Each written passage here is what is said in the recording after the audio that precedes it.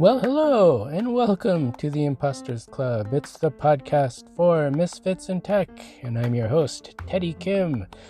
The subject of today's podcast is craftsmanship. Where to begin? Well, I've had problems with my feet for a while.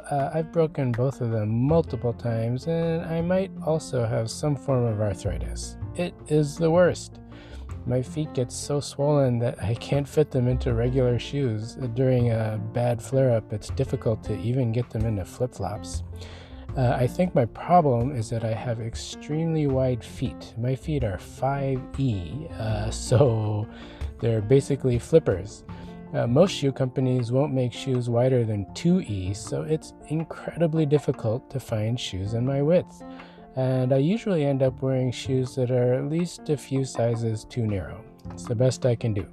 Well, after my latest excruciating foot crisis, I decided to look into getting a pair of custom shoes made.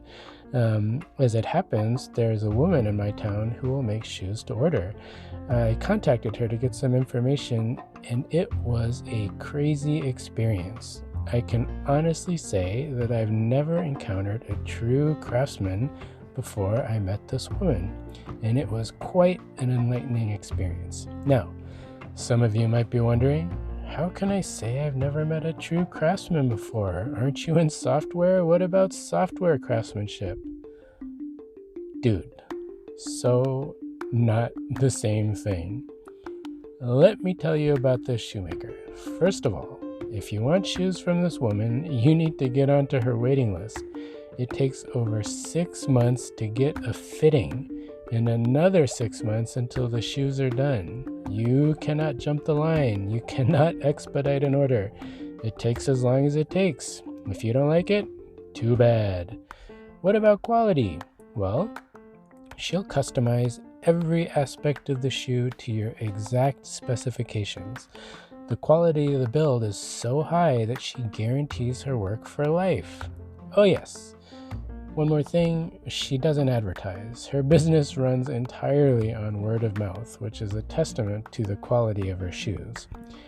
Anyway, the starting price for her shoes is $1,200. $1,200. And she sold shoes that go into the 5-figure range. You cannot get shoes cheaper than that. The price is not negotiable. If you don't like it, too bad. Now, some of you listening can see where I'm going with this. What I've just described is the so-called unattainable triangle. That refers to the interplay between cost, quality, and speed. The unattainable triangle refers to the idea that you can't increase one without impacting the other. For example, if you produce a product faster, then quality must go down.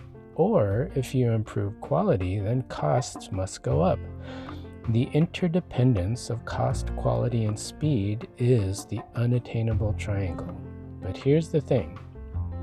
With this shoemaker, this craftsman, cost, quality, and speed are orthogonal. The cost of the leather is a negligible fraction of the cost of the shoe. People aren't paying for the leather, they're paying for her knowledge and skill. The quality of the build isn't impacted by deadlines. There are no deadlines. She's done when her own innate sense of quality is satisfied. It's incredible. The very fact that a business like this can prosper is proof positive of her craftsmanship. And therein lies the true definition of craftsmanship. If you are a true craftsman, the unattainable triangle does not impact your ability to feed yourself. So, what to make of techies who refer to themselves as craftsmen? It reminds me of Andre the Giant in the movie The Princess Bride. You keep using that word. I do not think it means what you think it means. Listen. If you're in tech and you think the unattainable triangle doesn't impact your ability to feed yourself, then I'm going to back away slowly because I don't want to catch your crazy. Imagine going into work and not shipping your code until your innate sense of quality is satisfied. Now imagine demanding a salary over 10 times what any other developer in your company charges. Yeah, that's not ever going to happen. And that is one of the bitter pills of the software game. The brutal reality is that an end user doesn't know or care if the system they use was coded by Linus Torvalds or Teddy Kim. And an end user will most certainly not pay more for one coder over another. They just want the shit to work. The problem with thinking of yourself as a software craftsman is that it causes dissonance between how you see yourself and how your employer sees you. And that dissonance can take the joy out of your professional life. I'm sorry, but your employer doesn't value your sense of craftsmanship. They may pay lip service to appease you, but that's all it is, lip service. If you think otherwise, then ask for a raise commensurate with your sense of craftsmanship, and let me know how that goes.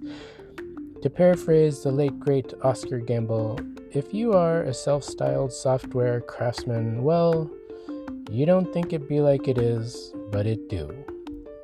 The bottom line is, you're part of a business, and your business is in competition with other businesses. It's the scale of your business that allows you to collect a paycheck. It's the scale of your business which makes it impossible to do software as a true craft. If you're okay with that, then go forth and prosper. If you're not okay with that, well, then maybe there's a future for you in custom shoes. The show notes for this episode are available at impostersclub.io. Check it out. Feel free to leave me a comment and mingle with other imposters just like you. impostersclub.io.